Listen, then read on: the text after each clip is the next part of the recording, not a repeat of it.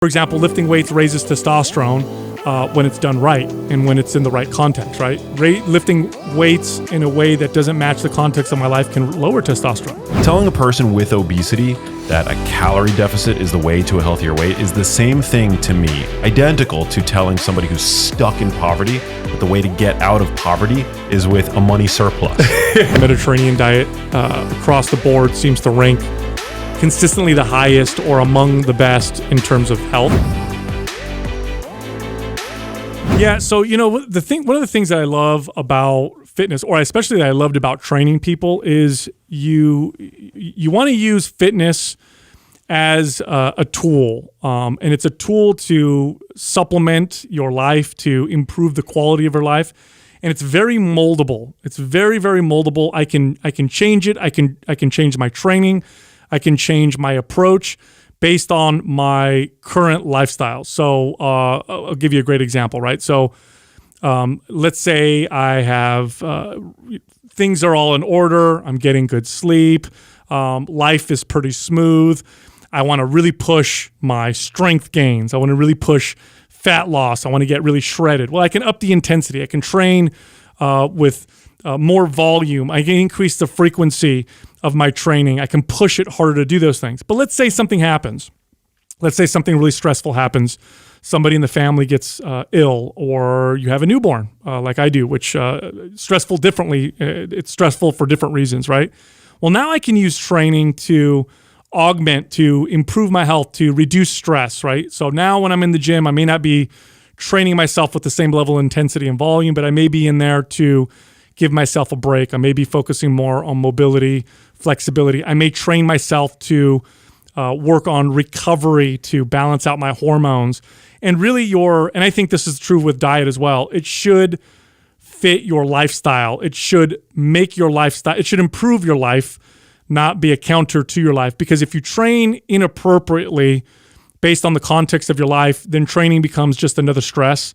It can become another problem. It can cause issues. For example, lifting weights raises testosterone when it's done right and when it's in the right context, right? Lifting weights in a way that doesn't match the context of my life can lower testosterone. Like if you're overtraining, right? Overtraining is very different depending on the scenario and the situation, depending on the amount of sleep that you have, depending on your genetics, your recovery ability, your past fitness levels. The dose has to be right when it comes to your fitness routine. More is not better and less is not better. It's not like money where the more you get, the better it is. If you don't miss that right dose, you get not only do you get diminishing returns, oftentimes you get the reverse. You can actually encourage your body to do things like store body fat. You can actually get your body to lose muscle, believe it or not, through overtraining or training inappropriately. So at the moment, because I have a baby at home and I have some equipment in my garage, which is great. That makes it very convenient.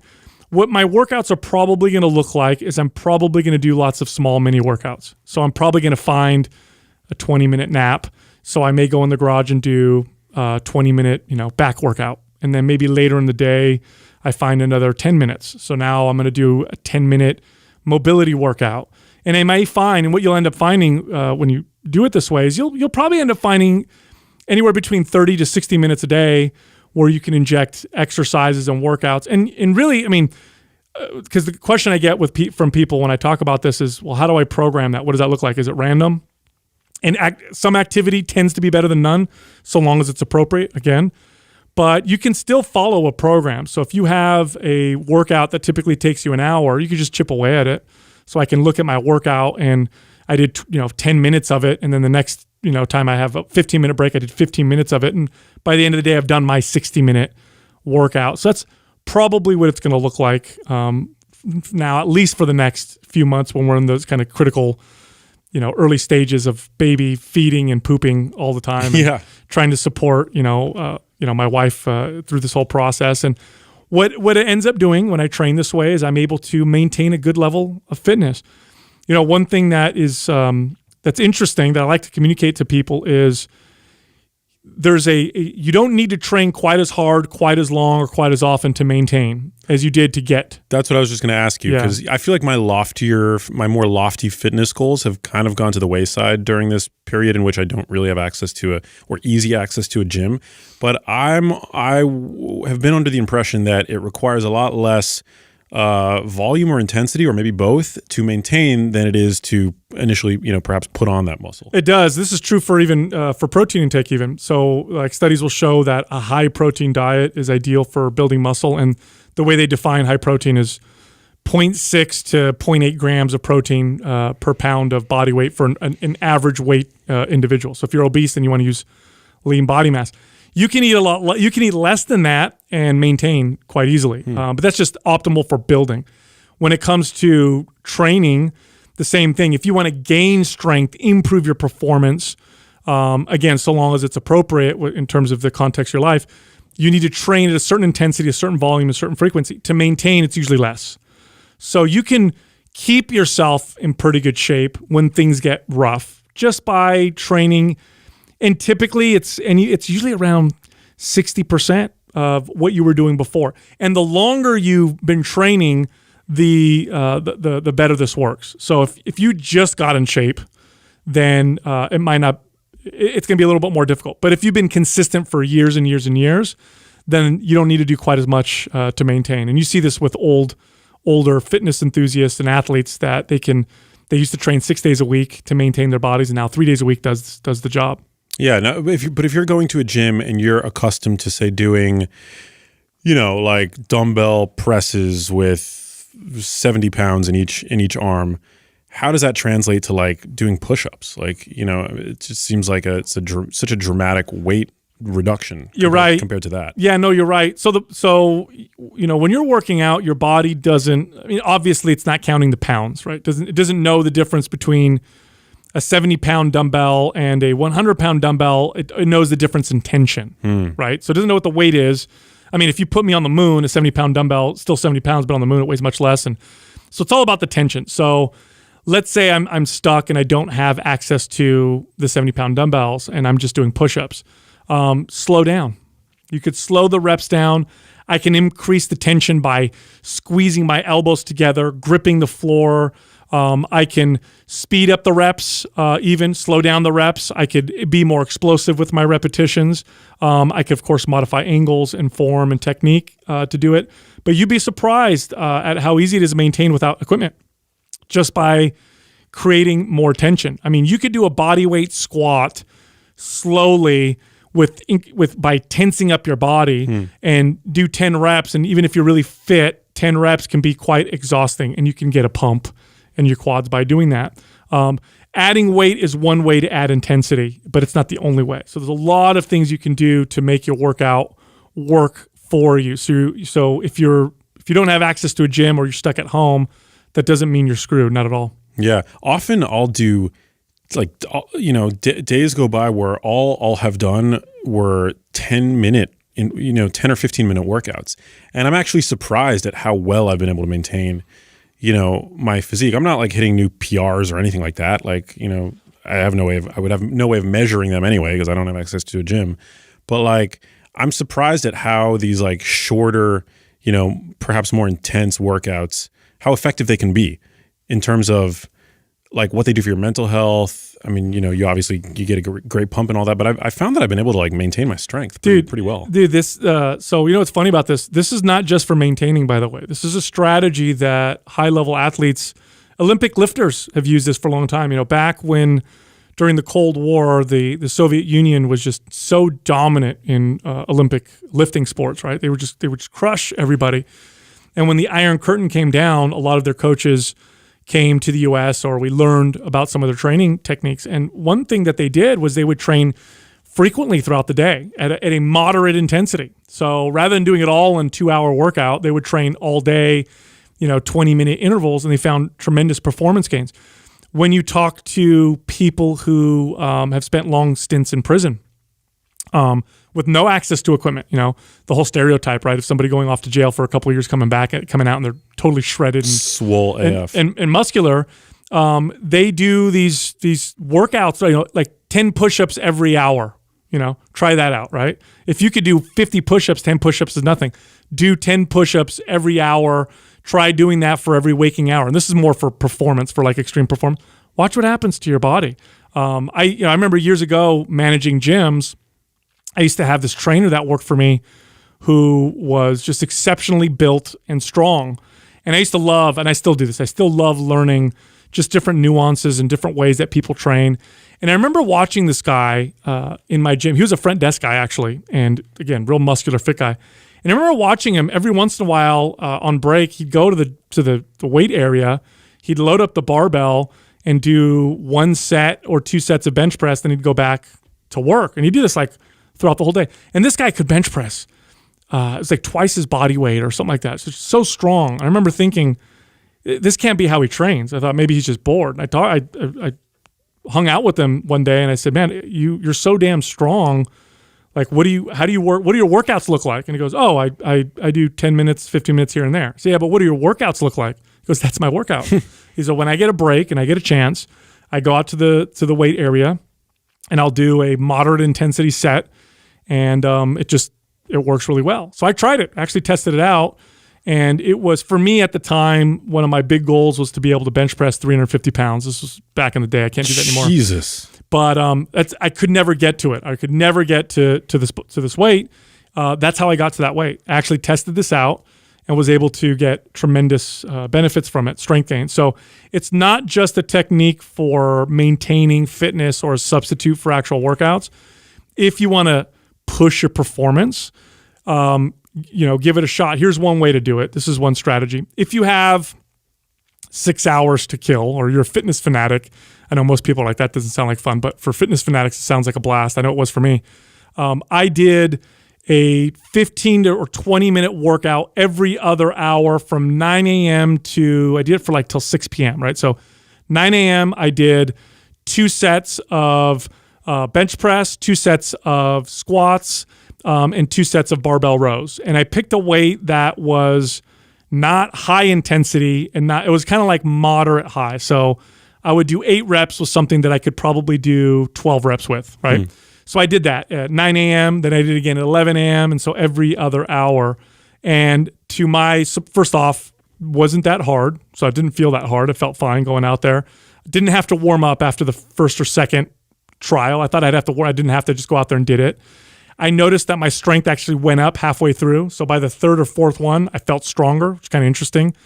Probably a central nervous system adaptation of some sort. Could also be like a circadian aspect that you've discovered inadvertently. Maybe you're maybe stronger later in the day. Yeah, well. that's a good point. I didn't think of that.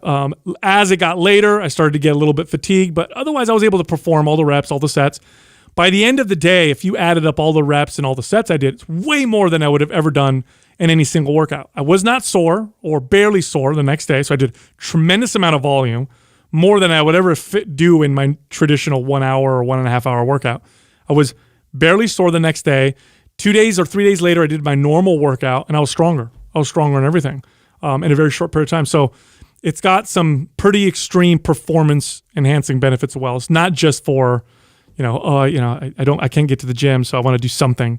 It can go both ways. Would one of the potential downsides, though, be that you're not getting sort of the more cardio side of the workout that you would typically get doing an hour-long workout where you're compressing a bunch of different sets together within the span of an hour? So it's stamina and endurance? Yeah. Well, it depends, right? So now if your performance goals are stamina and endurance, let's say you're a triathlete or a runner, yeah, you're right. You're not going to get those kind of benefits. If your goal is strength, muscle building, and metabolism boosting, you're going to get tremendous benefits from doing it that way. If your goal is to build resiliency, okay, because there's a different type of stamina, right? There's the stamina that says, I can go 2 hours nonstop. Then there's the stamina that you see a lot with blue-collar workers, where they're not going like super intense for an hour, but they're out there swinging a hammer or using a shovel for 8 hours. It's a different type of stamina, right? It's a type of resilience.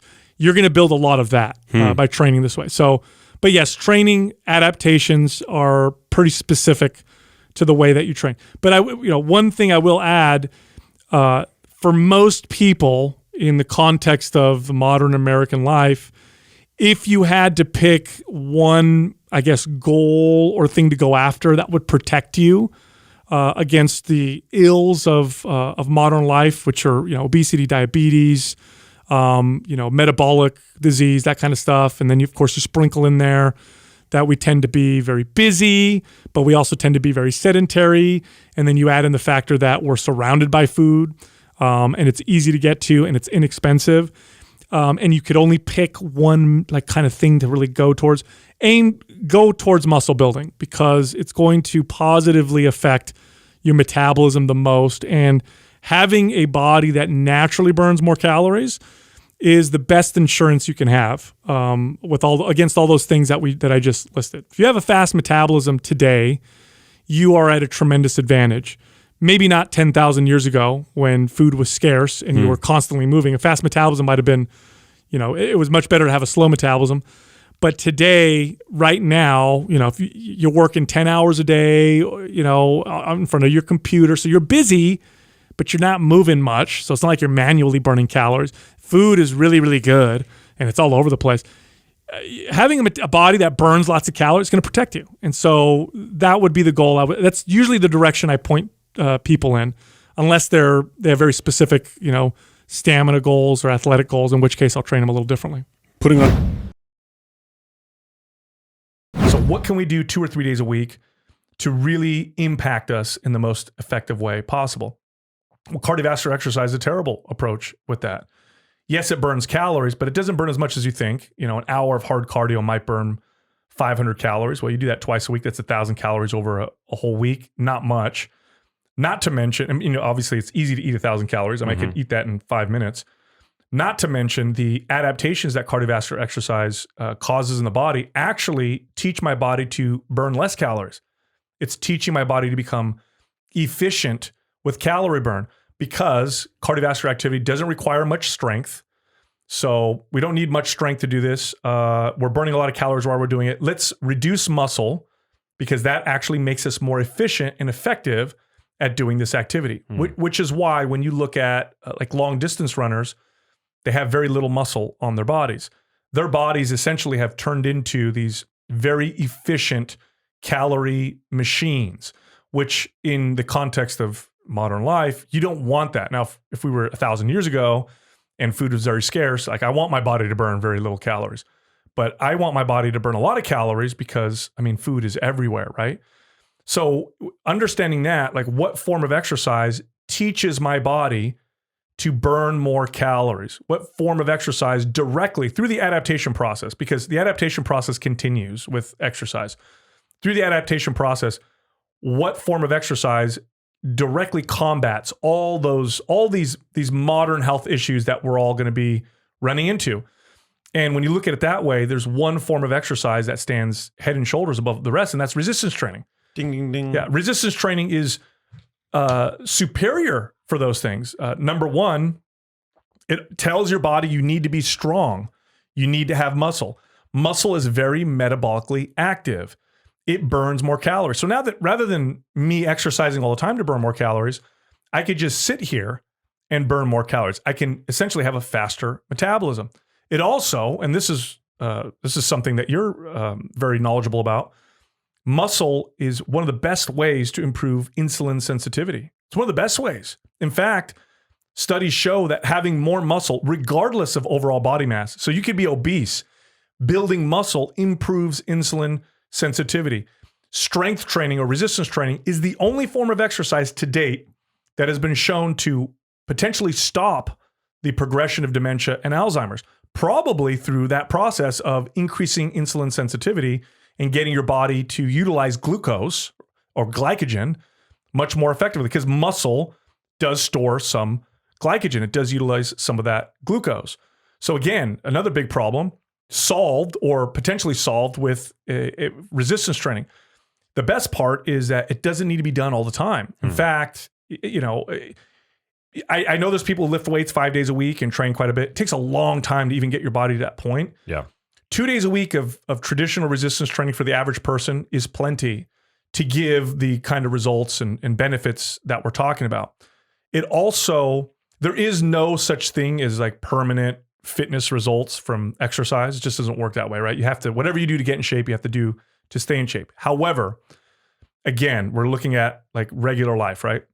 We can expect that the average person is going to miss workouts, miss a couple weeks because of vacation. Maybe they get sick. Maybe they lose kind of their momentum and they stop working out for a month. Okay.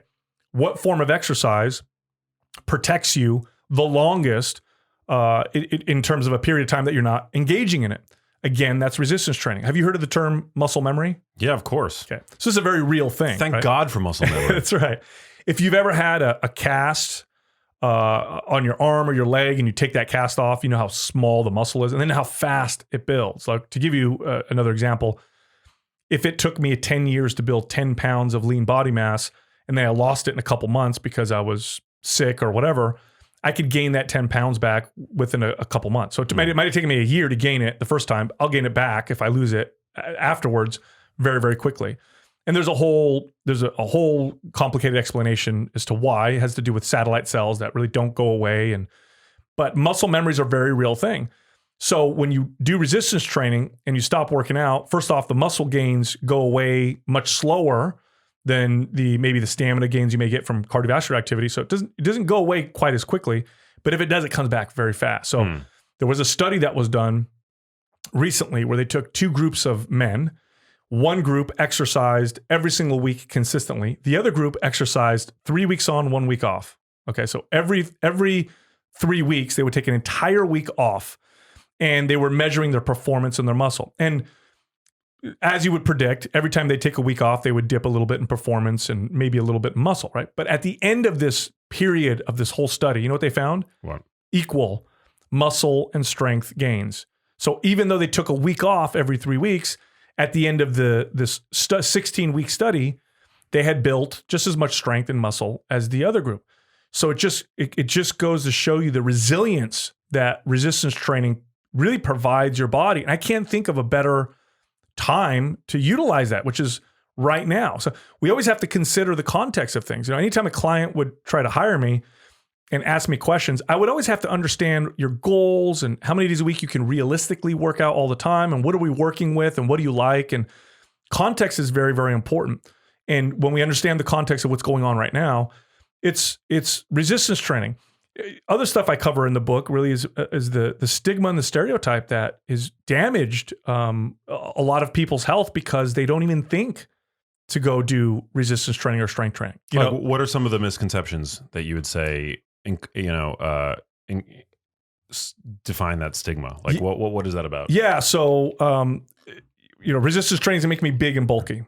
This is really, especially for women. Oh, if I do resistance training, I get big and bulky. Okay. So that's false. It's actually quite hard to build muscle. Also, muscle's very dense. So if you're watching this right now and, if I could magically snap my fingers and make you lose 5 pounds of fat, but gain 5 pounds of muscle, so your weight is the same on the scale, you would actually be much smaller. You'd have a smaller waist. You'd have smaller legs. You'd be much tighter and more compact. So muscle is very, very dense. Doesn't take up much space. That's number one. And it gives you shape. This is what resistance training does. In fact, years ago when I managed a big box gym, I used to have this trainer that worked for me, and she was 5'1". She loved to lift weights, very fit, very sculpted, very toned. She didn't look crazy or anything like that. And she weighed about 140 pounds. And I would call her into my office anytime I was talking to a potential member. It was a woman who would always, they would always express like, I don't want to do weights because I don't want to get big. I call this trainer in. So I do like on the intercom, attention, staff, so-and-so, please come to Sal's office. She would walk in and then I'd say, can you guess? And I'll give you 10 pounds. Guess how much she weighs. And they would all say, I don't know, 105, 110. Then we'd get her on the scale and they'd see she was 140 pounds. And it would blow their minds. Wow. Because muscle, you don't look huge with a little bit of muscle on your body. You look tight and sculpted. So that's one of the big ones. But I still think women don't want to see they don't want to see a higher number on the scale. We got to get rid of the scales. Yeah. It's such a, I get how it's a metric, but by itself, it doesn't mean a whole lot. For example, I could cut my leg off and I lost weight. Not the kind of weight that I'd want to lose, right? Body composition is what matters. So we have BMI, for example, which BMI is correlated to, all these health issues. But if we compared that to body fat percentage, we'd see a far more accurate measure, far more accurate. Really, it's about body composition. I mean, my body weight places me at a higher BMI, but my body fat percentage is quite low. So that's what we want to look at. So there's that, and we could talk about the roots of that a little bit later, why that became the way it is. Then you have like resistance training is going to make me stiff. It's going to take away from my flexibility. This is also not true. Proper full range of motion resistance training is the best form of exercise for improving functional flexibility. So what's functional flexibility? So flexibility on its own is just range of motion. So how far can I stretch my arm back? Okay. Functional flexibility is, do I own that range of motion? Do I have strength in that range of motion? So to give you another example, a baby has tremendous flexibility. So like my 5-month-old, I could take his foot and put it by his head and put him in the splits, no problem. Does that mean that he's stable? Does that mean his joints are safe? Well, no. If I bend his leg over and put a little load on him, he'd probably dislocate one of his joints and injure himself. So functional flexibility is what you want. You want to have the kind of mobility to where I can twist, reach, grab, squat, but I can do so with my own body weight, or even with load if my kid jumps on me or if I go to grab something. Resistance training provides this because when you're training in full ranges of motion, you're doing so with resistance. And of course, you have to do it appropriately. So you want to train within a range of motion that you own, but you can continue to challenge that range of motion and get better and better. And what you do is you start to own it. So now we have studies that actually show that for that kind of flexibility, for mobility and for stability, resistance training is at least as good, but better, usually better than the typical stretching forms of exercise that we would attribute to good flexibility, like yoga, for example. So it's phenomenal for that. Here's another one. For heart health, you should do cardiovascular activity, not resistance training. Okay, this is actually false. We now have studies that show that for heart health, resistance training is actually superior. Cardiovascular activity is good too. And by the way, I want to let everybody know that all forms of exercise, so long as they're done appropriately, have value. So I'm not saying don't do other forms of exercise. They all have value. All I'm saying is if you had to pick one, or you're like the average person, then resistance training is the one that you should make the cornerstone of your routine. It's just going to give you the most bang for your buck. But again, the study showed that when it came to heart health, resistance training was superior. And again, it probably had to do with the fact that your insulin sensitivity is much better, reduces inflammation, and your body is slowly turning into kind of this fat burning machine. In fact, if you look at as a trainer or anybody that's works in, if you're watching this and you've worked in gyms before, you know what I'm talking about. People who make cardiovascular activity, running, cycling, whatever, the cornerstone of the routine when they're looking for weight loss, typically what they'll notice is they'll get this initial fast weight loss, then this hard plateau, right? So, I lost 10 pounds and then nothing. Now my metabolism has adapted, things have slowed down. In order to lose any more body fat now, or weight, I should say, I have to do more or cut my calories even more. And by the way, studies confirm this, the weight that you do lose with that form of exercise is usually half muscle, half body fat. So you're actually not getting leaner, you're just getting smaller. Yikes. So in other words, if you lose 10 pounds and half is muscle, half is fat, your body fat percentage has actually stayed the same. I've actually seen people lose weight and their body fat percentage go up. Wow. Because they lost more muscle than body fat. Remember, it's a percentage of your body weight. That's what's important, right? So, I may be lean at 210 pounds, but if you took my body fat and put it on a 5-foot person, it'd probably be a lot more because they have so much less body mass. So they're actually exercising their way to being skinny fat. Absolutely. That's insane. 100%. So they'll notice this quick drop and then this hard plateau. Now with resistance training, you notice a slower weight loss, but then it starts to snowball. As the metabolism kicks in, as things start to work, you get the snowball effect. And then you get to this point where you're doing it consistently for 4, 5, 6 months. And you're like, this is weird. I'm eating more than I did before, and I'm just getting leaner. And those are the kind of comments that I would get from clients that come to me and be like, Sal, I'm eating more food. I'm getting leaner. I'm only working with you 2 days a week or 3 days a week. Like, this is really strange. You're like, what's going on here? I'm like, well, your metabolism is really, kicking into gear. So, so back to the heart health. It does a tremendous job for heart health. We talked about the brain. You want to talk about brain health? Again, now we have studies that show that it's so far, again, there's the only form of exercise that actually has halted what the things that happen that turn into Alzheimer's or dementia. Resistance training, and they think it has to do with the insulin sensitivity and the way the body utilizes, glucose. I know that some researchers refer to Alzheimer's and dementia as type 3 diabetes. Yeah, it's shocking. Because of that, right? So there you go. So, and there's so many more. I mean, bone health, this is very obvious. If you're building muscle, you're building bone. There's no form of exercise that'll stop or reverse osteopenia like resistance training. There's just nothing like it. Brain health here's from a different standpoint. Proprioceptive ability. That's knowing where my body is in space, right? Most forms of exercise are very repetitive. So if I run, it's the same motion. If I walk, it's the same motion. If I cycle, resistance training is just, there's an almost infinite number of movements and exercises and ways to position my body. It's not one of those types of workouts that I could just not think about while I'm doing. You're focused, you're there, you're present, you're placing your feet down, you're moving in a particular way with intention and control. And so it really does develop those parts of the brain that have to do with body awareness and balance, better than other forms of exercise. And, part of the challenge has been that the studies on exercise that we've done, now for the last 4 or 5 decades, the vast majority of them, if it had to do with health, it was done with cardiovascular exercise usually. Right. It was almost never done with resistance training. Why is that? Partially because resistance training really was relegated to weightlifting and athletic performance. So if they did a study on athletic performance or strength, then you would sometimes see resistance training. But if it had to do with health, like, how does exercise improve blood pressure or blood lipid levels, or how does exercise help with cognition? They almost never picked resistance training. So these other forms of exercise got all this amazing publicity through these studies.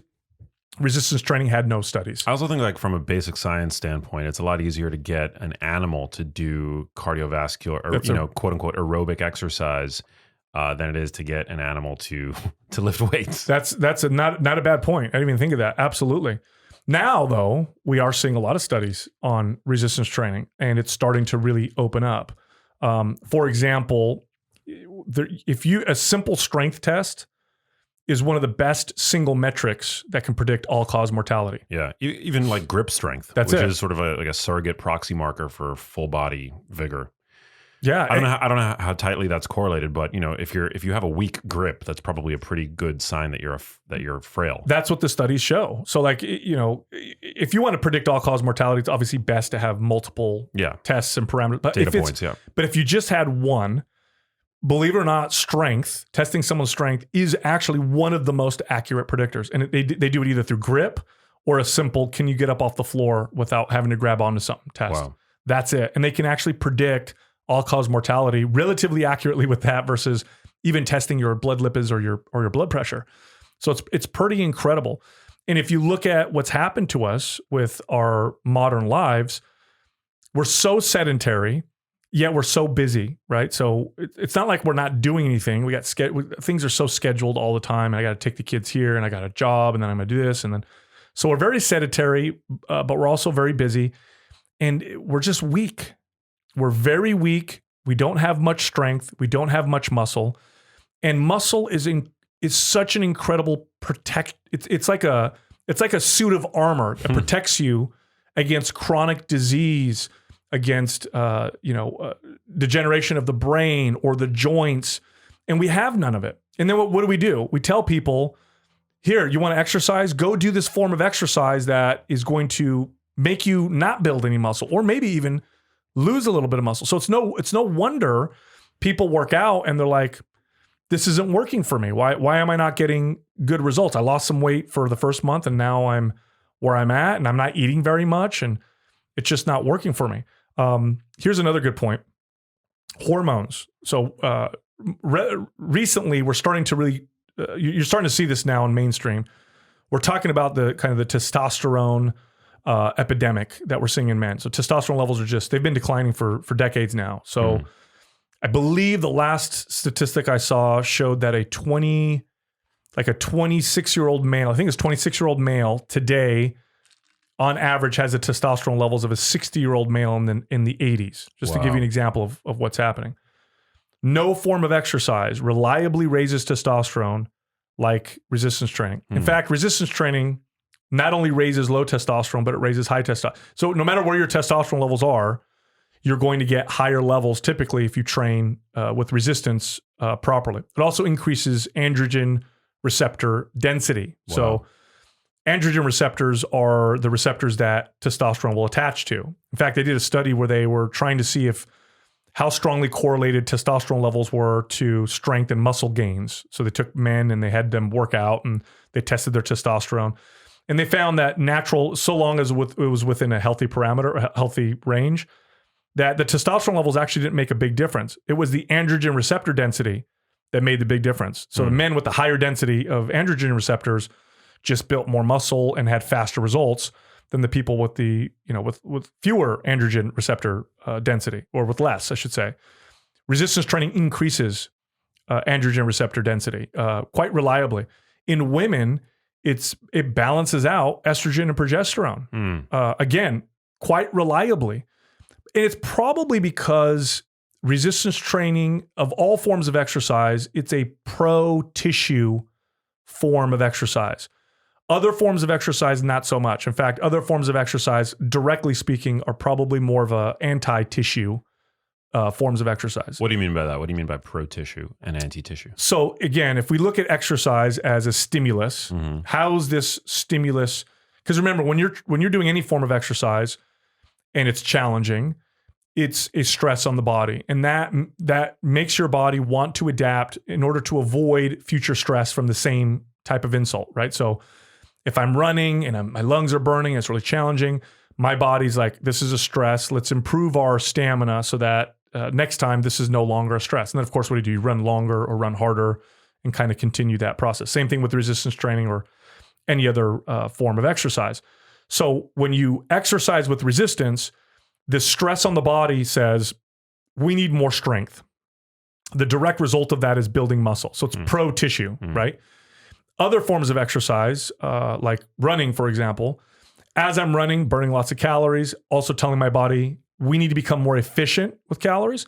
So it's reducing tissue. It's taking away. And now think about the hormones that are associated with building muscle and then the hormones that are associated with taking it away, right? So you have like cortisol and stress hormones versus like testosterone or a balance and growth hormone or a balance of estrogen and progesterone.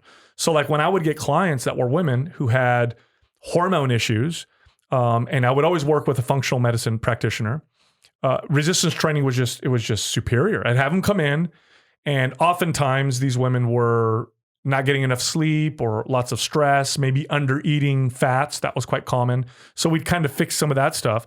And then I would train them, and the routine would be this very traditional, straight set, compound lift type resistance training routine. So they come see me, and I would get them to get good at squats and deadlifts and presses and rows. And they'd work with me, a couple days a week, and we would rest, 2 minutes in between sets, because the goal again is to send the right signal, not necessarily burn a ton of calories during the workout.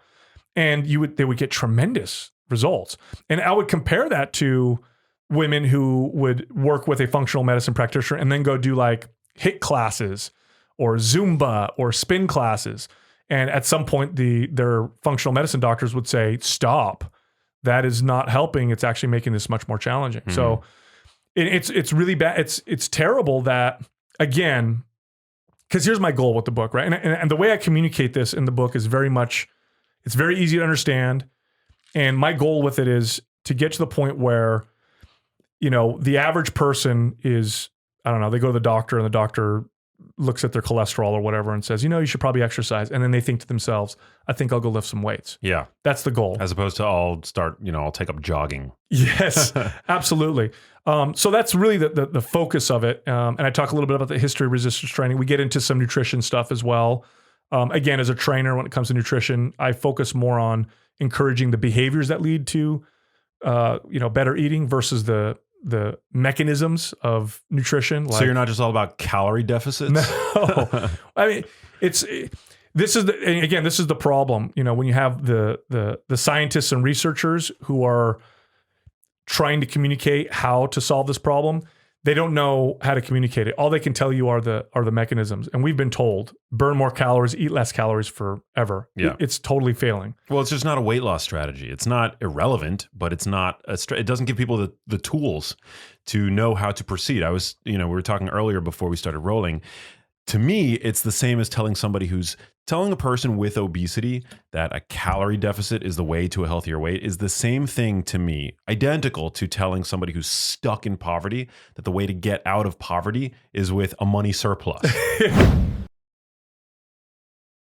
Because as a trainer, when I got into fitness, when you first become a trainer, you get certified, you read, your books, and then you pass your tests. And initially you start out and you look at your clients like this, like, okay, we're going to get you to burn more calories. I'm going to help you track your food. You're going to follow this meal plan, and then you're going to get all the results you want. That's all you got. Just do what I tell you. You're going to get all the results you want. Well, 5 years into it, you realize it's a terrible approach. This is not successful. Some people get results, but they all, come back. Everybody gains the weight back. This is just a bad approach. So there's this one town, and I don't know where it was, but they passed a law where they required all the restaurants, including the fast food restaurants, to post the calories of all the meals that they offered. And they thought if people were just informed, that would deter them from, This was before they made it a law? Is this what you're talking about? No, this was in this town. They were experimenting with this law. Because that's a law now. Yeah. Right? Yes. Yeah. And so they said, if people are informed, then they'll eat less, and it's calories, and this is going to help people lose weight. So they did this. They put this up in these restaurants. And then they came back later on and found that the restaurants that posted the calories, people were actually eating more calories after they saw the calorie counts. And they thought, this doesn't make any sense. Why are people eating more now that they actually see displayed in front of them the calories associated with the meals that they're eating? Now, as a coach, as a trainer, when I read this, I thought it's obvious, because I know by this point I had understood behavior, and I knew that rather than people going to the restaurant and saying, I could get the burger that's 800 calories or the salad that's 400 calories. I'll get the salad that'll save me 400 calories. Instead, this is what people do. Wow, the burger's only 400 more calories. I'll just get that. Because they had no idea, no concept, and it doesn't really mean much because 400 calories doesn't sound like that much. And if I can eat the thing that tastes better, that's what and that's what ended up happening. Now, you got into this not because you were trying to help people get ripped or aesthetic, but rather from a health perspective. Is that correct? Yeah.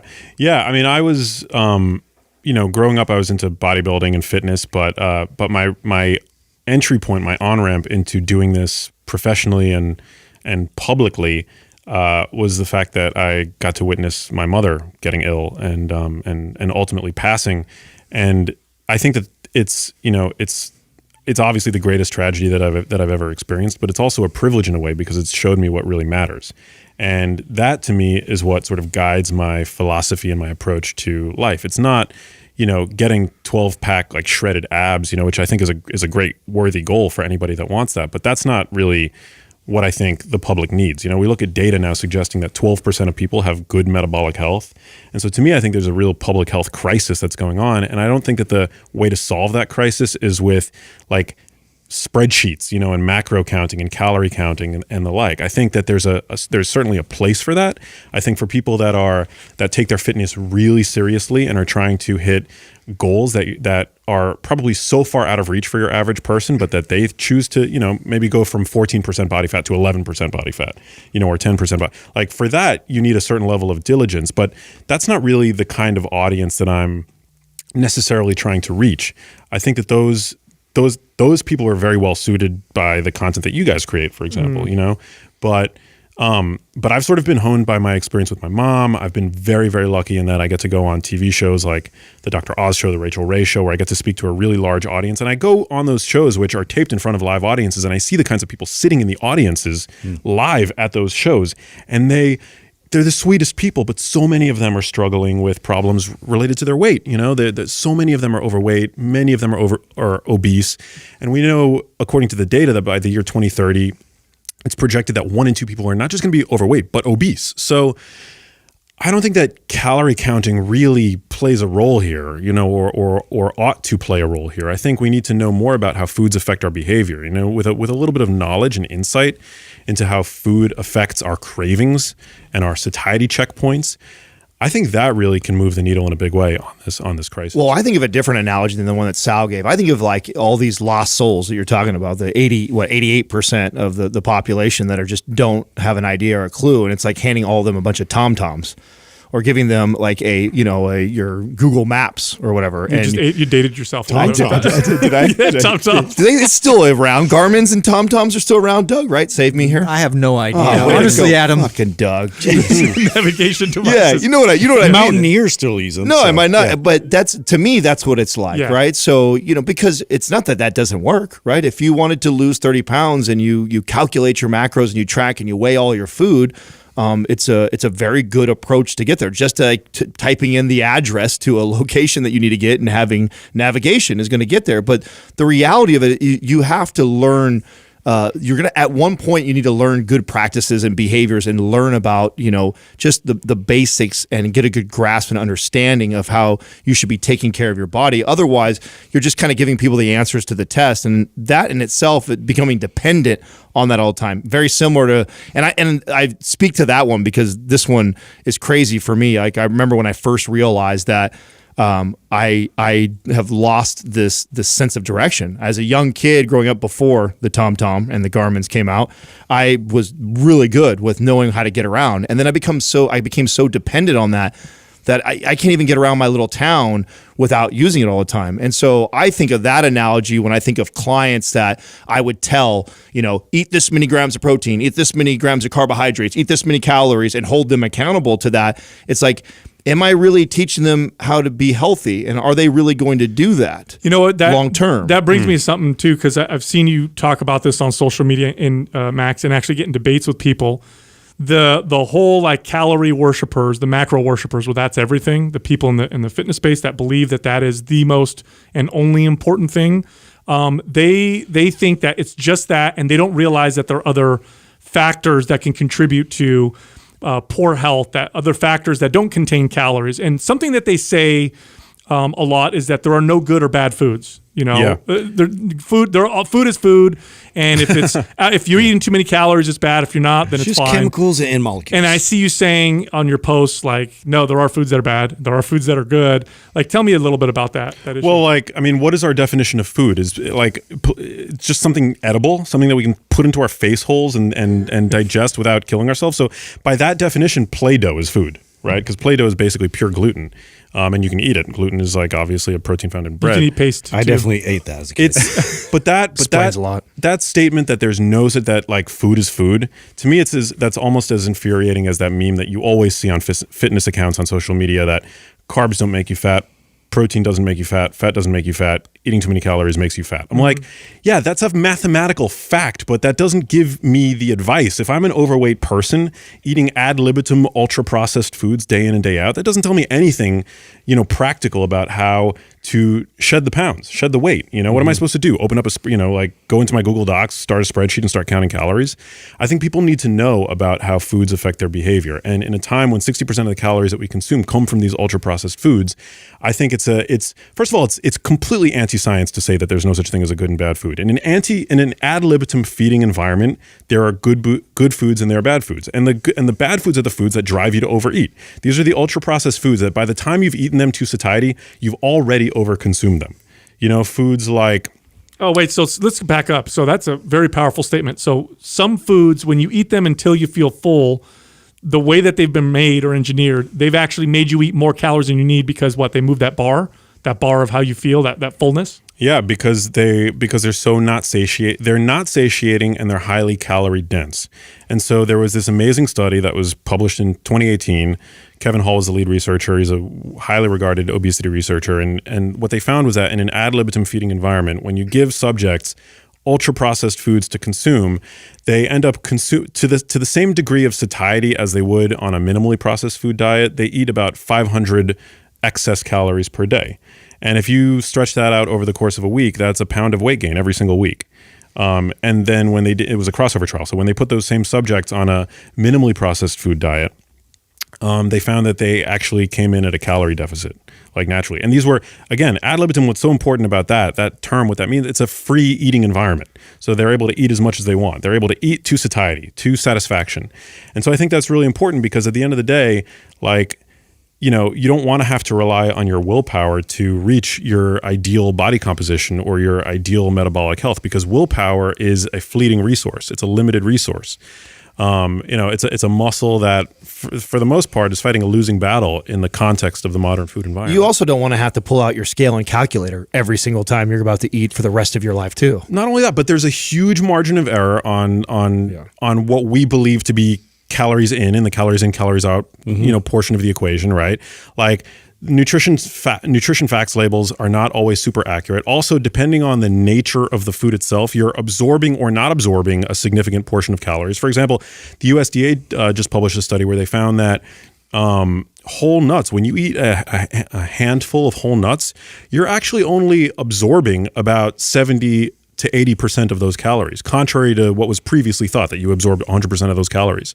So if you're counting the calories of the nuts that you're eating, for example, that's not an accurate number because whole undigested particles of those nuts flow through you without being actually absorbed. But if you're looking at ultra processed foods, for example, foods made of refined grain flour, or even like some of these like keto foods, you know, I'm not like turning a blind eye to, like, you know, these ultra processed keto or paleo approved foods, you're absorbing 100% of the calories in those foods. Well, not only are you absorbing all of them, but FDA allows them to be manipulated by like 30%. You know that? The labels can be up to 30% wrong. So and of course, if they are marketing themselves as a health food, they're going to lean on that direction, right? So if I'm trying to say I'm low calorie, low carb, low fat, low sugar, whatever, they're going to be pushing the boundaries on the percentage they can get away with. So if the FDA says, okay, you can get away with 30% up or down on these calories, I'm promoting myself as a health food. I'm obviously going to put lower. And so, yeah, not only are you going to eat more, but you're also digesting and also getting in more calories than what it's even telling you. Yeah. And I understand completely the if it fits your macros fitness movement. Like, you know, for people who are fitness professionals, like you guys, for example, you know, that have really specific body, you know, goals, and you're super diligent about tracking and you enjoy eating pizza or donuts or whatever that happens to be, then of course I understand that you can get that done. Like that's one road up the mountain, right? I just don't see that as being a solution for people at large. And so when I see people with big profiles promoting this idea that all foods are the same, there's no such thing as a good and bad food, fat doesn't make you fat, you know, carbs don't make you fat, you know, it's only calories that we need to be concerned about. To me, that's a public health disservice. Now, in the context of normal calories, right? So let's say you're eating appropriately. Are there still things that tend to, because you use the term, you said something about people are metabolically, I don't remember what you said 12% of Americans have good metabolic health? Yeah. Okay. Now, this is what's interesting to me. 12% of Americans have good metabolic health. That does not mean that 88% of Americans are overweight or obese, because it's actually a smaller number than that. That means that there's a good chunk of people who are a good body weight, but still have poor metabolic health. So they're eating adequate calories, but metabolically, they appear to be obese or unhealthy. Yeah. I'm sure you guys have had clients that were skinny fat, right? The medical term for that is normal weight metabolically obese. So people, I don't know the exact proportion, but there's a significant, small but significant proportion of people who are of normal weight who, you know, when you look under the hood, you see that they have all kinds of, biomarkers suggestive of metabolic problems, whether it's, you know, high fasting insulin, high fasting glucose, chronically elevated insulin, chronically elevated, you know, blood sugar, low HDL, high LDL. Like there's all these things, there's all these like numbers that you can look for that, provide the picture that forms the constellation that a physician would then use to diagnose metabolic syndrome, for example. But that is to say that looking in the mirror is not always the best litmus test for how you're doing internally. Well, what are the foods that can contribute to that? Because let's say you are eating good calories. What are foods that... Right. What's the theory is that if you are able to maintain a quote unquote healthy weight, but then you are, metabolically you're hurting, what is probably causing that then? What's causing the metabolic dysregulation? I mean, it could be any number of things. It could be just, eating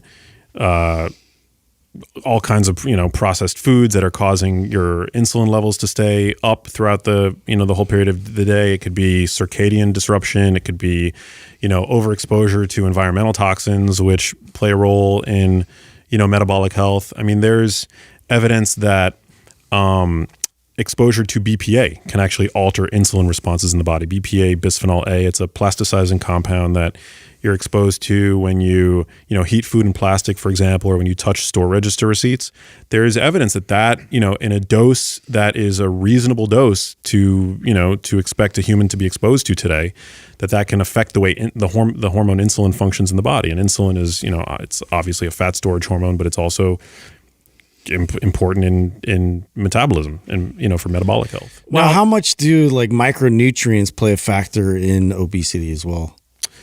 I think that micronutrients are super important. When it comes to fat loss, fat gain, I think you're probably better suited looking at the big picture, the bigger picture, macronutrients. Mm-hmm. But minerals like magnesium is super important for metabolic health. I mean, magnesium is a cofactor for hundreds of enzymatic reactions in the body, and some of those are involved in energy production, like ATP production. So I think obviously being nutritionally replete is important as well. What's interesting about what you're saying,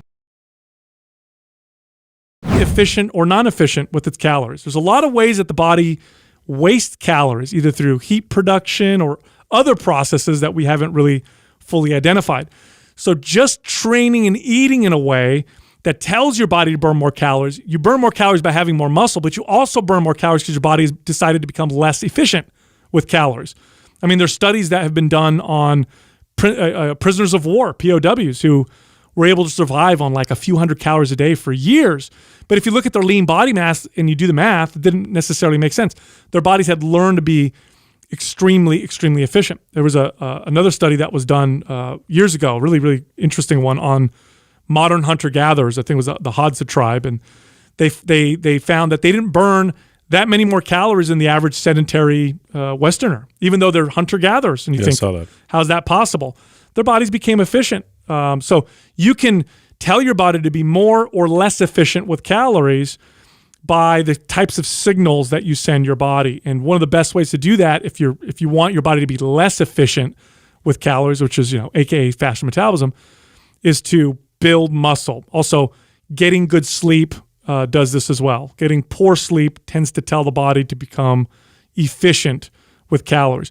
Chronically dieting tells the body to become efficient with calories. So when I use the word efficient, think of it this way, right? So imagine you're driving a car, like some kind of an advanced AI car that adjusts its engine and its gas mileage based off of how you use it. So imagine you're driving this car and you go very slow, but you drive all day long, but you're going really, really slow, long distance. Your car is going to turn itself into, it doesn't need much power, but it's going to go long distance. It's going to become a one-cylinder, hybrid car. It's going to adapt, right? Yeah, and it's or like if it had a transmission, which I don't think electric cars do, but it basically stays in that one gear the whole time, seventh gear. Yes. Now imagine if you drive your car and you're like racing it, like twice a day I'm going as fast as I can, 0 to 60.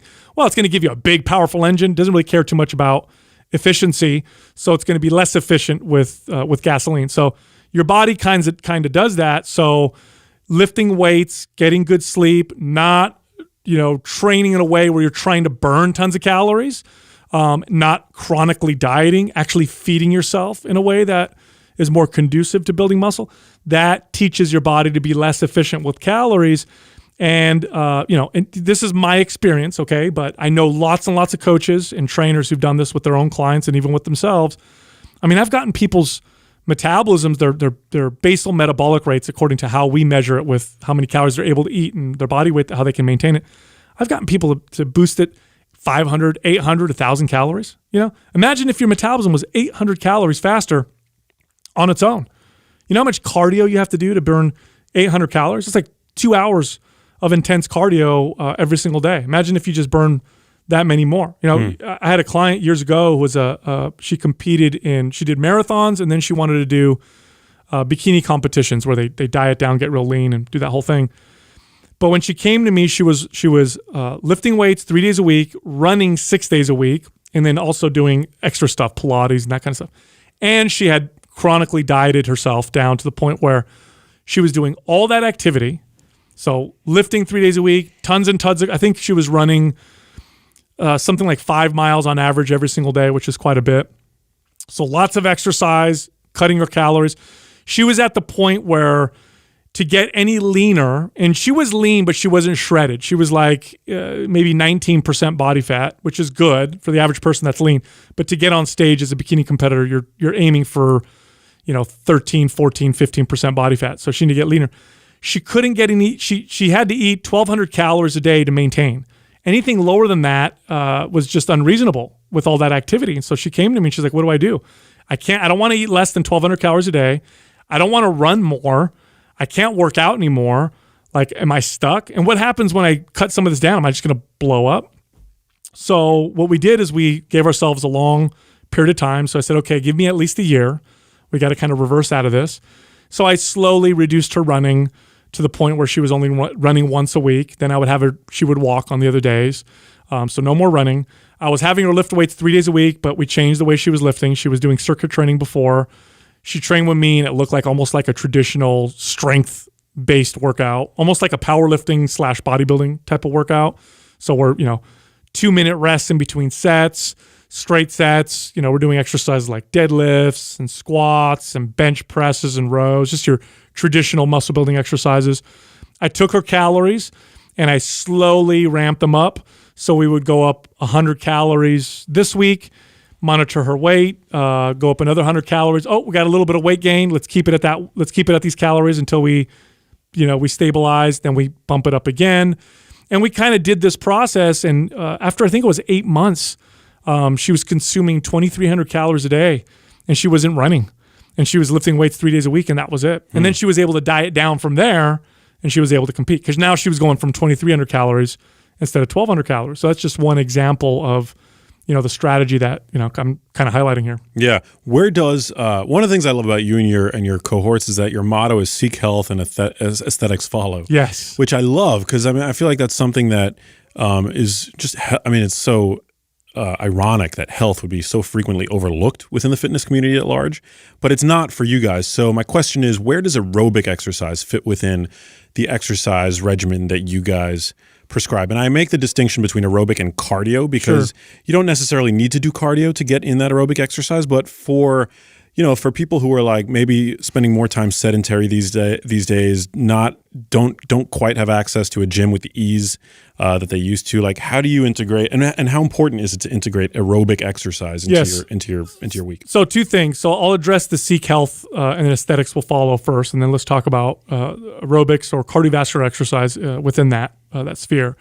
So the reason why we say that about health is because we're from the fitness space, and the fitness space from a perspective of the people that work in fitness, so like trainers, fitness influencers, people who run gyms, that kind of stuff, tend to have some of the worst health that you'll see. Now, I don't mean worst health in terms of obesity and that kind of stuff, but I mean in terms of relationship to their body, relationship to exercise and diet. You see lots of eating disorders. You see lots of body obsession and just unhealthy obsessions with these types of things. And what ends up happening with that is over time, those obsessions tend to, they produce poor health, which then produces poor aesthetics. The irony of it is that obsession eventually produces a body that doesn't look good. Health looks good.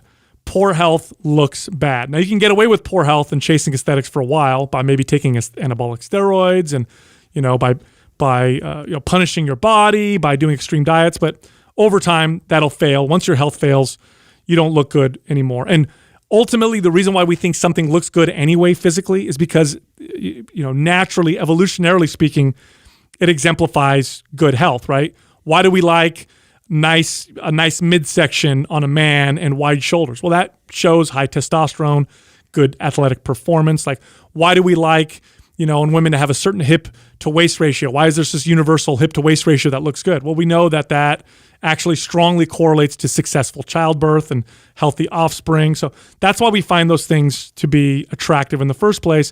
And if you're always chasing health, if you're always trying to be healthy, you're going to get a great deal of aesthetics, a great deal of health and a great deal of aesthetics. If you're constantly chasing looks, if it's only about looks, you'll get some looks, but you'll eventually lose your health and then you'll lose the looks. So the best strategy long-term, even if you're somebody that's like so focused on looks that you're like, I don't care, I just want to look good, the best strategy is still health. Go after health. Okay, so let's talk about aerobics and cardiovascular exercise. I am not anti-cardiovascular exercise at all. What I say is if you only have the time to devote to focusing on one type of exercise, your best bet is probably resistance training for the reasons that I highlighted. And that's just the reality for most people. They just don't have the time to devote to lots of different forms of exercise. But if you want optimal health, you need to do some form of cardiovascular exercise.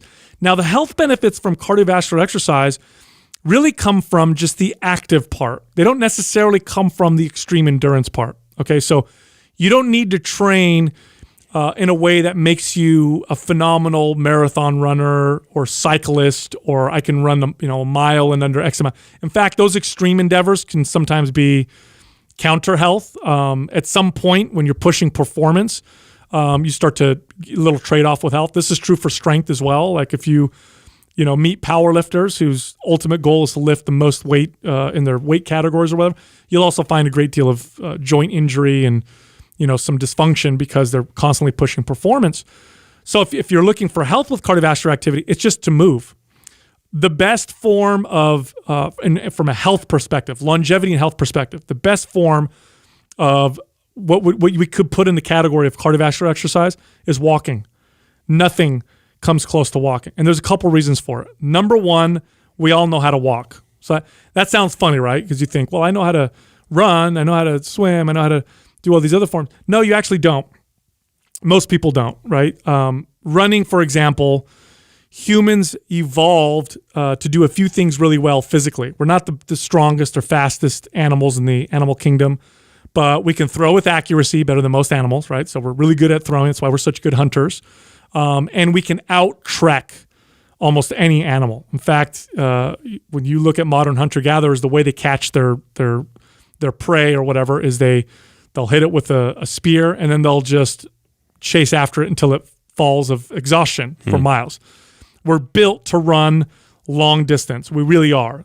So there's nothing wrong with running from that perspective. But here's why I'd never recommend running to the average person. None of us have run since we were children up until we're adults. We just don't. So then we hit our 20s, 30s, 40s, and we decide it's time to go outside and run. And it's a skill that we don't have. We just don't have it. Our technique is terrible. So running is associated with the most injuries, the ankle and knee and back injuries. And we treat it like, and this is true for all exercise, so I'm not just picking on running here. We don't treat exercise like a skill, right? We treat it like a workout. And so here's what I mean by that. Nobody thinks to themselves, I'm going to go outside and run to get really good at running. Like I'm going to perfect my running. They think I'm going to go run to get tired, right? Oh, it's time to work out. I'm going to go run until I can't breathe anymore because that's what's important. That's terrible because when you push yourself to fatigue, especially if you don't run well, you're going to run even worse. And that causes big problems, poor biomechanics, poor movement patterns. You're not going to have long-term success. If you are going to start running, treat it like a skill. It's going to take you years. You go out and you practice running and you perfect it and you never run to fatigue because as soon as you fatigue, your form goes out the window. Just like if you had to learn how to golf, like you'd never go out there and just swing as hard as you could. You'd perfect the technique. So this is why I don't recommend running. People just run terribly. Now, if you go to societies where people run from birth all the way up and it's a part of their culture, like you go look at like Kenyans, for example, This is part of their culture. There's a tribe or a group in Mexico that does this as well. And they run from children all the way up and they never stop. They run, no injuries, no nothing. They've learned it. They've never lost that skill. Average person today, you tell the average person to run, it's terrible. True for me as well. And I never really ran all the time. So that's why I don't recommend that form. Walking, on the other hand, we all walk. So if I tell the average person to try to walk, for 20 to 30 minutes twice a day, they're probably not going to hurt themselves. They're probably not going to cause biomechanic, issues and muscle recruitment pattern issues. And they can get some of those benefits of the activity and whatever. It's easy. You just go outside and do it. And I like walking also because it's easier to inject into your everyday life. So here's a great strategy. If you want to increase your activity level, rather than scheduling a workout, just inject some activity into your everyday life. So you may do something like, after breakfast, lunch, and dinner, I do a 10-minute walk. You always eat breakfast, lunch, and dinner. So now you've attached it to a routine. You've attached it to something that you do anyway. So now it's going to be attached to this automatic routine. 10 minutes 3 times a day is 30 minutes a day. And you end up finding great consistency and adherence versus schedule a 30-minute run every single day or whatever, or a 30-minute workout. It's a lot more intimidating. It's a lot more intimidating. It's hard. It's funny. Marketers have pieced this together. Supplement companies are really good at this. Years ago, supplement companies, they're trying to figure out, how do we get people to buy more bottles of our stuff? Like, we convince people to buy protein powder, but they buy a jug of it and then they never buy more because they'll use some of it and then it stays in the cupboard and they never use it again. So years ago, the muscle building, protein powder community figured out that it would be great to convince people that they had to take protein right after they worked out, right? Like, this is the most important thing. Like, you have to have protein after you work out. It's the what do they call it? The anabolic window, right? You remember that? They sold it so hard that, when I was a kid, I thought if I didn't have protein right after I worked out, it was a wasted workout, in fact. I used to think that way too. Yeah. It was actually brilliant because what they did is they took all the people that worked out and they attached this protein powder to the ritual that they already did. And protein consumption went up and people bought more because they brought their protein shaker cup with them and their protein with them. Just decades of protein paranoia. Yes, exactly. Permeating our culture. Exactly. This is also why medications, they'll say first thing in the morning, right before bed, with lunch, even if you don't necessarily have to take it with food, it helps people stay consistent. So if you can attach your cardio to daily activities like, my favorite's breakfast, lunch, and dinner. 5 to 10 minute walk after each meal. That's what I'll do. Super easy, and I find myself being very, very consistent versus trying to schedule out, a workout or whatever. Probably really good for your mental health as well. It is. Also, and I'm sure you're familiar with these studies, what do they call them? Postprandial activity, or preprandial or postprandial. I think that's if I'm using the right terminology, activity. Great for insulin regulation, blood sugar, improving your insulin sensitivity and regulating your blood sugar. It's exceptional. Just that small 10-minute window of activity post meal reduces postprandial glycemia. There you go. Yeah, I knew you'd know the science. If you have like a high carb meal, just a very short walk. Like I think back when I first read those studies and I made like a video on my YouTube about it. It's actually still up there and gets a ton of views, but it was a very short walk. It was like a walk around the block. Yes, or something. What's funny about this too, Max, is that and I know you're just like this. You're a fanatic about learning this kind of stuff like I am. One thing that I did a long time ago was I looked at practices that I would find in common in many, many cultures, practices that have lasted a long time. And oftentimes if a practice has lasted that long, if it stood the test of evolution, because there's biological evolution, but there's also evolution of ideas, right? Why does an idea last so long? Because there's probably some kind of benefit, either emotional, psychological, spiritual, or oftentimes physical or health benefit. Many, many, many, many cultures take a walk after eating dinner. Many of them. It's a cultural thing. I know in southern Italy, this is a thing. We'd have a big dinner, and then we'd all go for a walk. I know lots of Asian cultures do the same thing. They do this very, very slow walk after dinner. You find this in Middle Eastern cultures.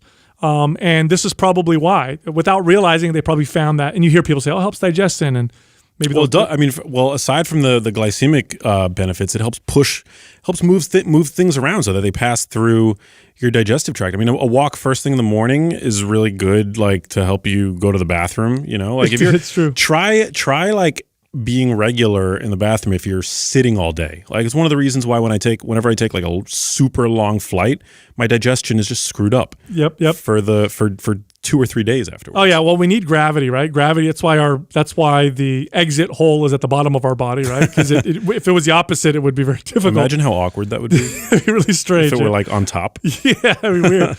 But it's because gravity helps. Standing up, right, helps move things through.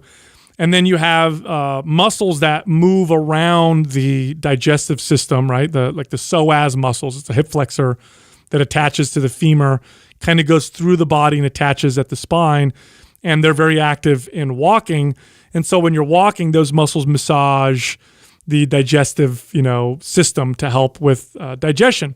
So if you have like mild heartburn or indigestion, you may find a 5 or 10 minute walk post meal to be the right solution for that. It actually makes a big difference. And then again, from a trainer's perspective, it's in my experience, people are much more consistent doing it that way.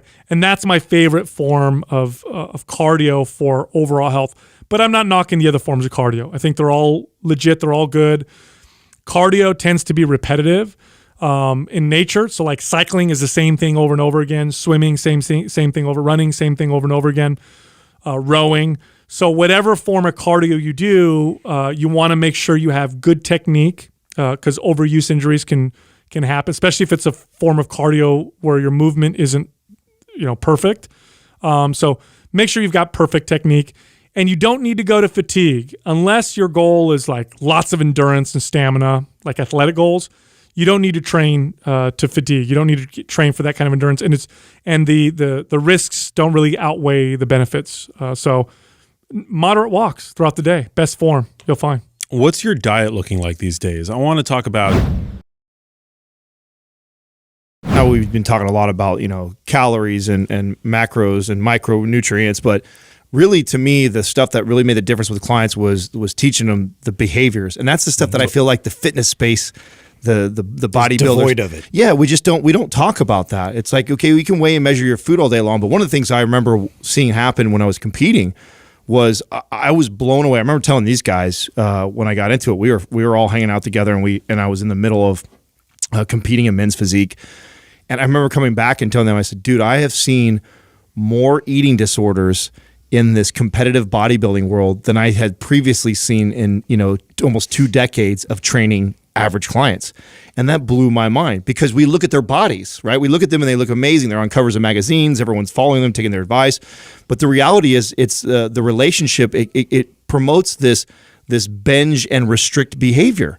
And forget the science of the calories and the measuring and the weighing and the macro, micro. It's like when you tell somebody and you have them restrict like that and they are calculating their weighing and they're staying so dialed in, you create this behavior of I can't have this. I can't have this. This is bad. This is what. And then you finally break, which everybody eventually does. And a lot of times, and when you see it in the competitive world, when they break, it's after they did their show. They've disciplined themselves for 2 months, 3 months, maybe even 6 months long to get to that goal. And then they just cut loose. And I'd see guys and girls put 20, 30 pounds on in like 4 days. I mean, that's just insane to me. And that's obviously an example of like an exaggerated version of what most people will go through. But I think they go through a similar thing of going through this, okay, I'm on a diet now. It's New Year's resolution. Let me start weighing my food. I'm going to have these salads. I'm going to exercise every single day. And all it does is it promotes this binge restrict behavior. And I think that is the more important conversation than even getting down to this calorie and macro talk. Oh, totally. You talked about protein, Max. I'll give you an example of what Adam's talking about. So I figured this out later on as a trainer, but I would tell clients, because protein's very satiating, right?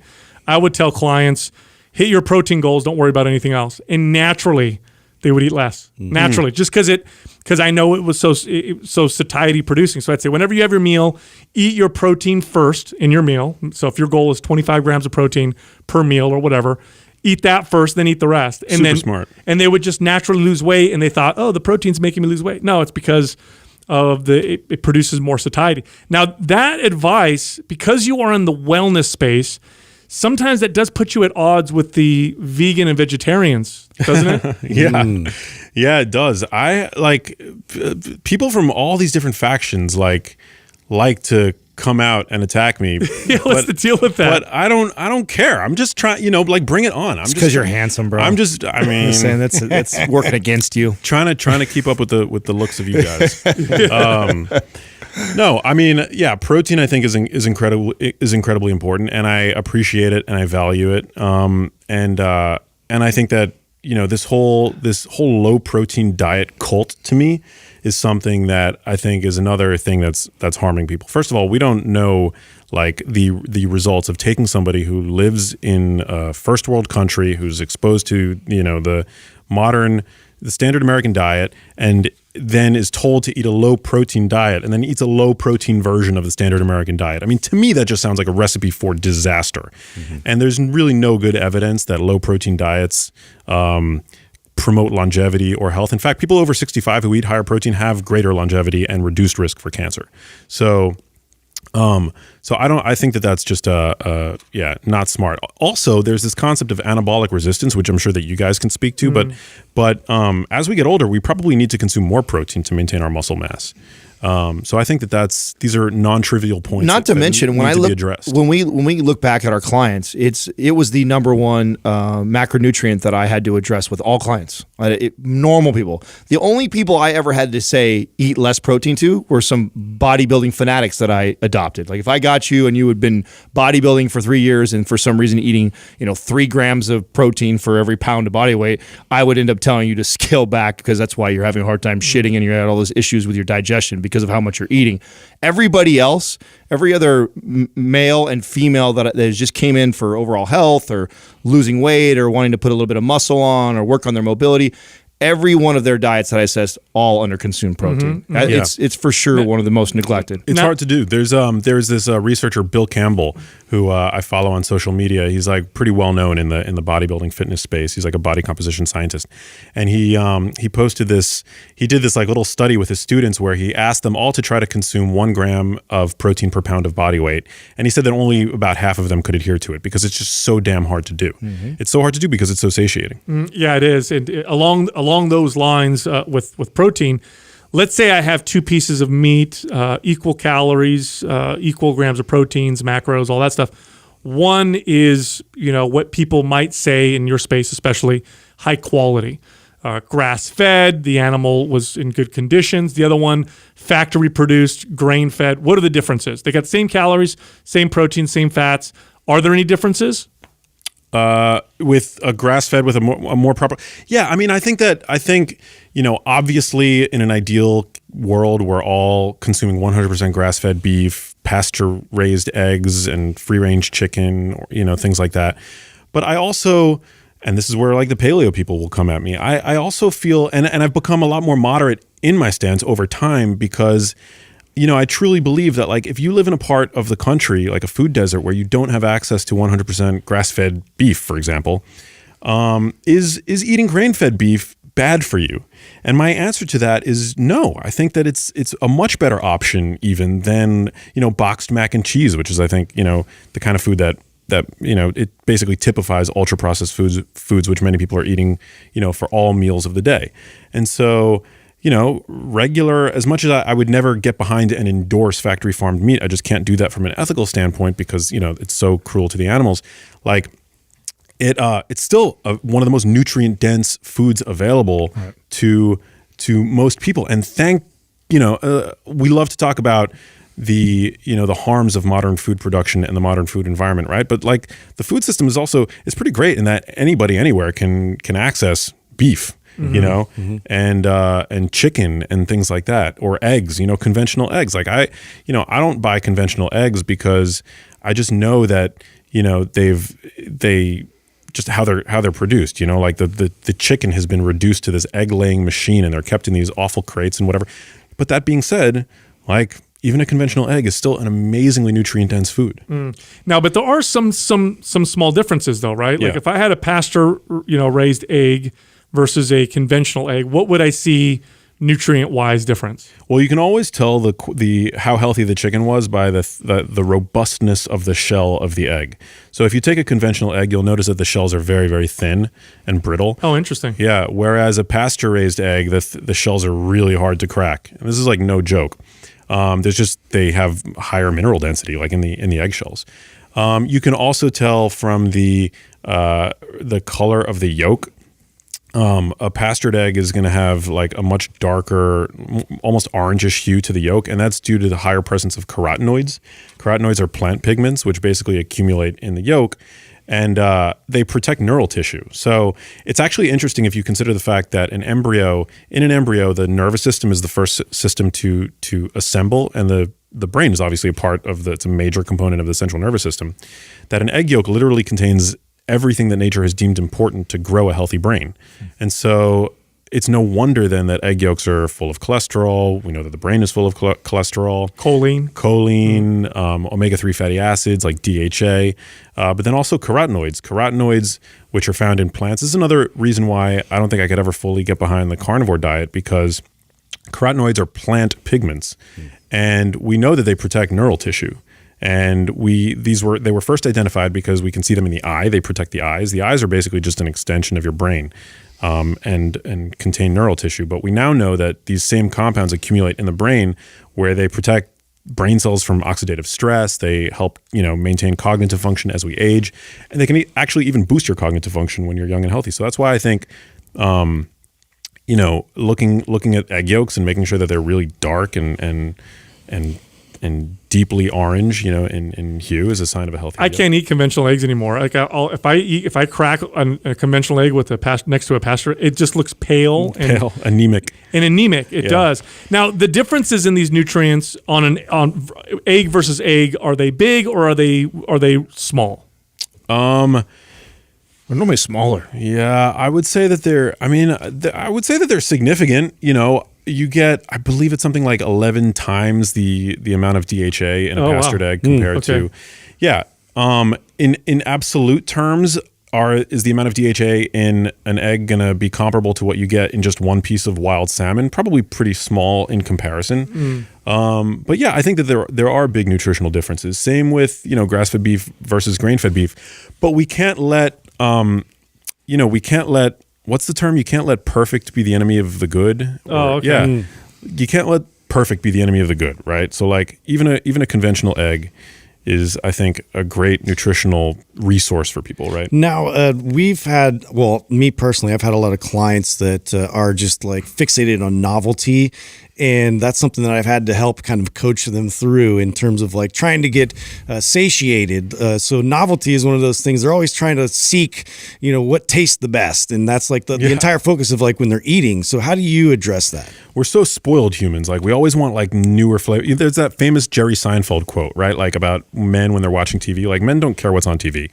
They only want to know what else is on. Right. It's the same thing it's the same way that we approach our diets. But then you look at like an animal like a cat or whatever, they're content to eat the same thing day in and day out. But no, I think novelty is important, switch things up, keep things interesting. That's where I think, learning how to cook is really valuable, and learning how to take like simple ingredients and turn them into something transcendent. I really value like the way Mediterranean style cooking kind of takes that approach. Same with Japanese cooking. Like there's endless novelty in Mediterranean and Japanese cuisine, but they use basically just a handful of simple ingredients. I just read an article that said that the Mediterranean, like when you're comparing like quote unquote diets, that the Mediterranean diet across the board seems to rank consistently the highest or among the best in terms of health. Are you familiar with that article? Yeah, the Mediterranean diet. Yeah. I mean, it's always cited as being one of the most protective and most longevity promoting diets out there. So, but there are other dietary patterns that are equally healthy, like the Japanese dietary pattern. We just haven't studied it as much. What are the characteristics of the Mediterranean diet? Like what's in there that you think is promoting some of these health benefits? I think the preponderance of minimally processed food, no unhealthy cooking oils. Like if you go to a true Mediterranean kitchen, you won't find any canola oil. You won't find any corn oil, soybean oil, none of that garbage. They're cooking primarily with extra virgin olive oil, and they also use extra virgin olive oil as a sauce. I'm a huge extra virgin olive oil fan, and sometimes you get from the vegan community that all oil is bad, including olive oil, which is a complete. Wait, I never heard this. Vegans are saying that? Yeah, they have anti-oil. There's like this sect. It's like a sect of veganism. of the real hardcore. They're like, I like being vegan. It's not extreme enough. Yeah. I need to get more extreme. Yes, exactly. They're anti-oil. And so they've banished all kinds of like liquid oils, including extra virgin olive oil, which to me makes no sense. It's also not a science-based, like that right there is a very blatant divergence from the science to say that extra virgin olive oil is not good for you. What's the reasoning behind this? Behind the no oil? Yeah. I think their claim is that it damages the endothelium or endothelial function, which is how basically your arteries respond to environmental pressures and are able to expand and contract. Whenever you eat fat, it's going to fill your blood with triglycerides. You're going to see, you would be able to see that on a blood draw. I think most recently that was illustrated in the, documentary, and I'm using air quotes, Game Changers. But propaganda. Yeah. But that's totally normal. It's the same thing like when you eat something we know that chronically elevated blood sugar is not good for you. Does that mean that the occasional blood sugar spike is also not good for you? No, not necessarily, because in a normal metabolically healthy body, your body brings the blood sugar right back down, right? Same thing with postprandial elevation in triglycerides. There's absolutely nothing wrong with that. So I think that sect has sort of, it's been a bit of a permutation from, or like, it's sort of been this like extrapolation from, the fact that, well, meat is high in fat, so we have to be against high fat diets. And if we're going to be against high fat diets, then we have to be against pure oil. And so, but to me, none of it makes any sense. That's how ISIS was created. Yeah, pretty much. Yeah, it basically is like the ISIS of the plant-based community. They're like carbs only. Yeah. Everything else is bad. It seems to me, because when you look at oils and you talked about the bad oils, right, canola and some of those processed vegetables, it seems to me like the more natural. I hate using that term because now people come after me, but the more natural something is, it tends to be more healthy. And when you look at something like olive oil, in order to get olive oil, all you literally need to do is take an olive and squeeze it. You could actually squeeze it with your fingers and produce oil. You can't do that with like canola oil or corn oil, right? You ever try and get some corn and squeeze it and see if you get any oil? Yeah, good luck. I milk it. You milk the corn. Just for fun, yeah. That sounds disgusting. I don't know. So what's the deal with these unhealthy fats or oils? What are they, and then what makes them unhealthy, or what do they do in the body? Yeah, so grain and seed oils are extracted from, grains, as you mentioned, like corn, legumes like soy, the seeds of grapes. I'll give you a really great story. So grapeseed oil is now sort of has this health halo, right? Because it's, people think grapes healthy, grape seeds, how could they be anything but healthy? But they were actually a throwaway product of the wine industry, a byproduct of winemaking. They would take the seeds, which were very, rich in tannins, so very bitter, essentially useless byproducts, and throw them out until one brilliant industrialist realized that you could squeeze the seeds, get oil out of them, and sell that oil for industrial purposes, and then ultimately run it through a bunch of different processes that clean it up, get the bitter taste out, make it scentless, and turn it into a cooking oil. And now grapeseed oil is on track to become a $600 million a year business. Wow. Yeah. Wow. The problem with oils like grapeseed oil, corn oil, soybean oil is that they're incredibly refined. So they go through all these, industrial processes, unlike when we produce olive oil, which Sal mentioned, it's just made via squeezing an olive. One of the processes that all these oils undergo is called deodorization. And that process actually creates trans fats. So we know that trans fats are not good for us. The most common way in which they would appear in the diet up until just a few years ago was in the form of partially hydrogenated oils.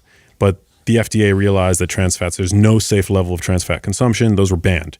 But trans fats lurk in any of these, grain and seed oils once they go through that processing, that deodorization step.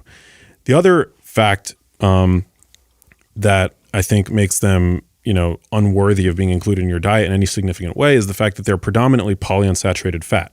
Polyunsaturated fat, there's nothing inherently wrong with polyunsaturated fat. We need them to live. Essential fatty acids, omega-3s and omega-6s are polyunsaturates, but they're the least chemically stable of any type of type of dietary fat. So they're more chemically unstable than monounsaturated fat and saturated fat. And the problem with that is that they easily go bad. They become oxidized, and then when we store them and we expose them to light and oxygen and heat, they basically become damaged fats. And damaged fats, in essence, damages you. You're basically ingesting pro-inflammatory substances that then integrate themselves into your cell membranes, and also very easily integrate themselves into your brain, because your brain is constructed primarily of polyunsaturated fats. Now, this is where I feel like you get labeled as a pseudoscience guy, because you take apart something like this, like grapeseed oil, and if grapeseed oil is equal to olive oil in calories, and you eat the right amount of calories, then you're totally fine. And I don't think you would even say that grapeseed oil is that bad that it's going to kill somebody if you replace grapeseed instead of olive oil. Do you think it's the assault of all these things that is so damaging and so bad, or would you actually say that this one thing is that awful? Well, I think with grapeseed oil, it's a dose makes the poison kind of scenario, and I think a lot of the evidence-based, those in the evidence-based camp would say that, well, these oils, there's something good about, there might be some positive aspect to them in that they're not saturated, and so they can lower your cholesterol. So they do that. But at what cost? You're eating these oils that are very easily, this is like known that these oils very easily oxidize. And so the other thing is that when you find these oils in nature, they're usually bound to antioxidants like vitamin E. So whenever you find a high concentration or a high proportion of polyunsaturated fats in nature, you're also going to find high levels of vitamin E. Vitamin E basically prevents lipid peroxidation, which is what these oils undergo when they, over the course of that mutation process. And they're stripped of those antioxidants when we produce them. So I think like a little bit here and there, probably not going to be the end of the world in the context of a diet that is replete with, other antioxidants, like vitamin E, carotenoids, what have you. But no, I do think that they're definitely worth avoiding, and also like the long-term data like isn't really there. So, another thing that I like to remind people of is that absence of evidence is not evidence of absence. So the fact that we don't yet know how the chronic day in and day out consumption of these oils affects our long-term brain health, and that is a fact we don't know, is not evidence that there's no effect. It's just evidence that there's no evidence. Yeah. Right. There was a study that they did, it was an older one, where they lowered people's cholesterol by switching out their oils. So they went from saturated fat to these types of fats that we're talking about right now, these highly processed vegetable oils. And they did indeed lower their cholesterol, but their health outcomes were worse. Yeah, it's the Minnesota Coronary Survey.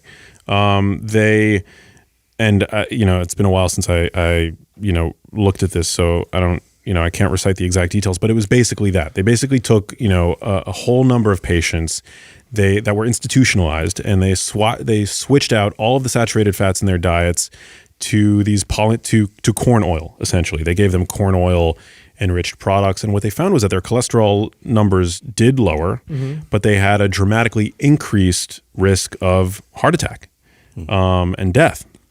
So, so that's where I think that this is like, not something that you want to mess with. Yeah, it's like it's like you passed the test, so you got the right grade, but that doesn't necessarily mean you're better off. So yeah, I got the cholesterol test right, but now I'm sicker and not as healthy. So since we're not big fans of weighing and measuring and tracking your food religiously, do you have like a process? Like if you're helping a family, I know you're not like a coach or a trainer with clients like we are, but if you're helping a family member or a friend, is there like an order of operation of things like you kind of tell them either to get out of their cupboard or to have more of? Like, do you go, okay, this, and this, you don't need that, we can have this instead, or make sure you're getting more? Is there an order of operation for you when you're helping somebody?